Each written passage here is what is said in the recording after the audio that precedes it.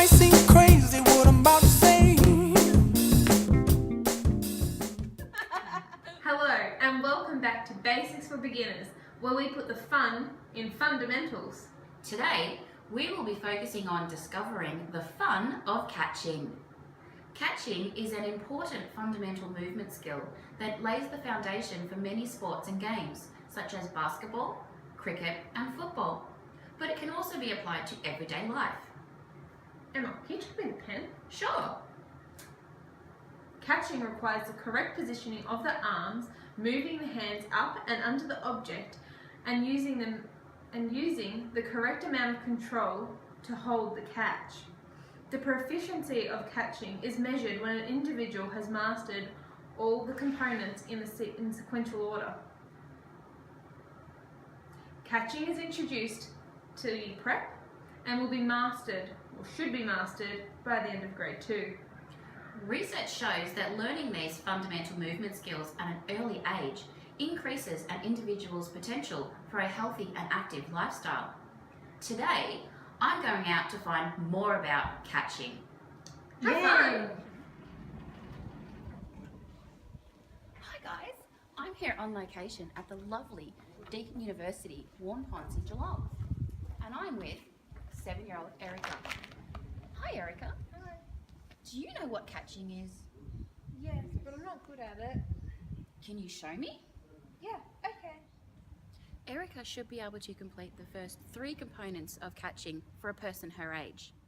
Are you ready? Yeah.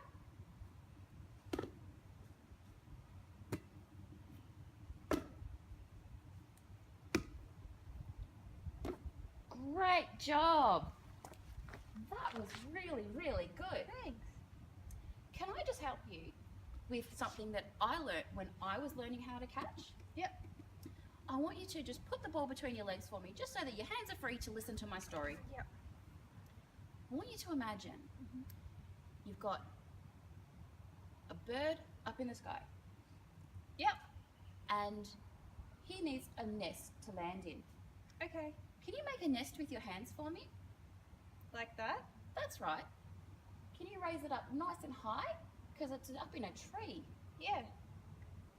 And when that bird lands in that nest, he needs to be able to feel safe and protected. Yeah. So can you bring that nest to your chest? Awesome, you've got it. Thanks. Now why do you think I told you that bird story? I'm not sure. I want you to think with that story, the bird is the ball coming into you, and your hands are the nest that the ball lands in. Oh, that makes sense. And then once you've caught the ball, you bring it to your chest. Okay. Bird in the hand, bird in the nest, bring it to your chest. Bird in the nest, bring it to your chest. Bird in the nest, bring to my chest. That's it, you've got it. Awesome. Do you want to have a practice with the ball now? This one. Let's do it. Okay. Ready? Yep.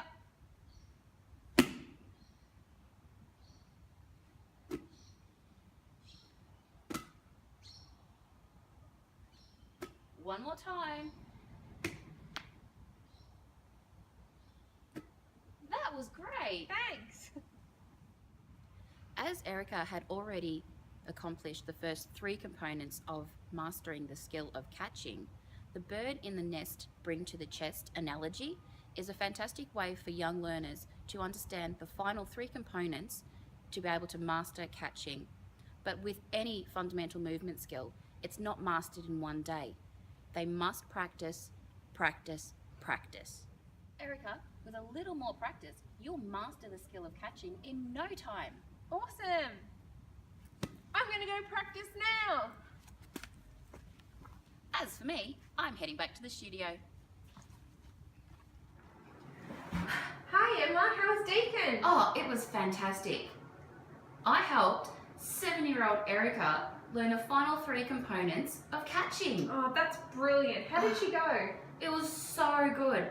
She already had the first 3 components down really well. She had her eyes focused on the ball, she had her body in the right position for where the ball was coming, and she had her arms outstretched, ready to catch.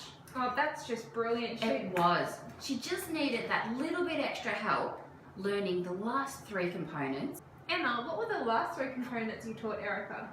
The last three components of catching involve raising your hands, ready to catch the ball, accepting the ball, and then bringing it to your chest.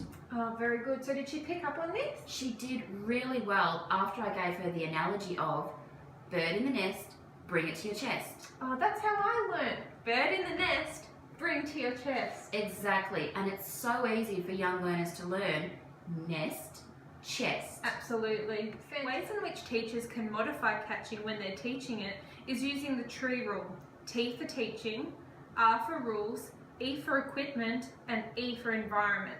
Emma, how did you use the acronym TREE to help Erica learn?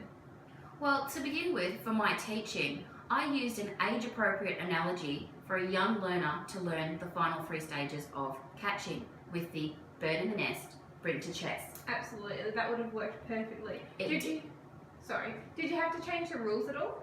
I didn't really have any rules other than how to learn how to catch, so I didn't really have to modify those. Right, and what was next? Equipment. What equipment did you use when teaching Erica? I used a large surface ball because Erica's only 7 and she's small. The bigger the surface area of the ball, the easier it is to catch. What other ones did you use?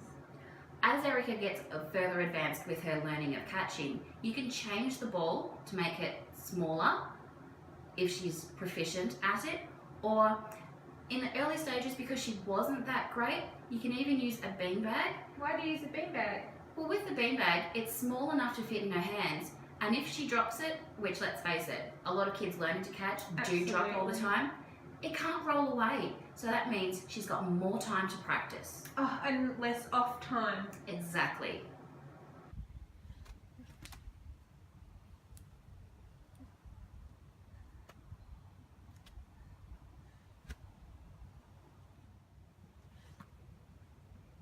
The final E, environment. What did you do for environment, Emma?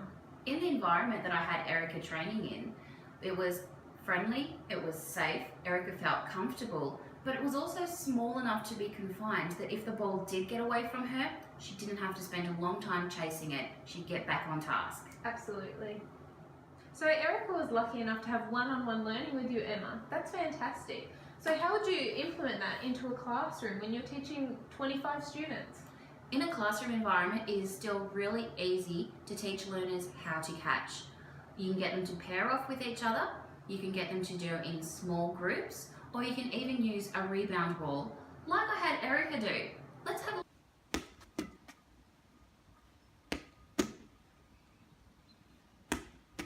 So Emma, what if you had a student who had an injury? How would you cater for their needs? Again, simple modification of the catching activity. If somebody in your classroom has a broken leg, they can still sit down and participate in the catching activity. If they have a broken arm, for another example, they could then give their classmates feedback on the way they are responding to the activity themselves. That's fantastic. So some of the common errors, Emma, would be things like not focusing on the ball. I know when I don't focus on the ball, I drop it. Exactly, that is one of the biggest common errors. But also turning your head away because some kids are afraid of the ball, or not getting their body into the right position to begin with. Yes. They are really big common errors. I think though one of the biggest common errors is catching the ball with your arms instead of your hands.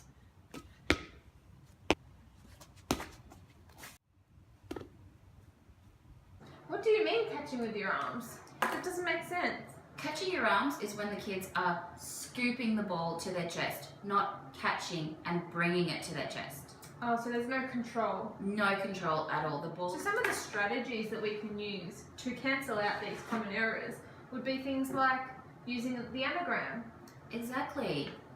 the bird in the nest, bring to the chest, and also filming students. I heard that's really common these days. Filming students is a great way for you to see as well as for them to see how they are actually accomplishing these. And what else? What have we got? We've got feedback. Oh my goodness. Feedback is so important. It is, but see, not only from the teachers, feedback from the students themselves is a course. great learning tool and assessment tool. Oh, assessment? Exactly. because they know themselves whether they've mastered the skill. So recapping today's events, today we helped 7-year-old Erica learn the final 3 components to master catching. Hopefully, with a lot of practice and more repetition, Erica will then be able to master the fundamental skill of catching and be able to move on to more difficult skills. I hope you've enjoyed today's episode. Tune in next week because I'm off to discover how to skip. See you later. Bye!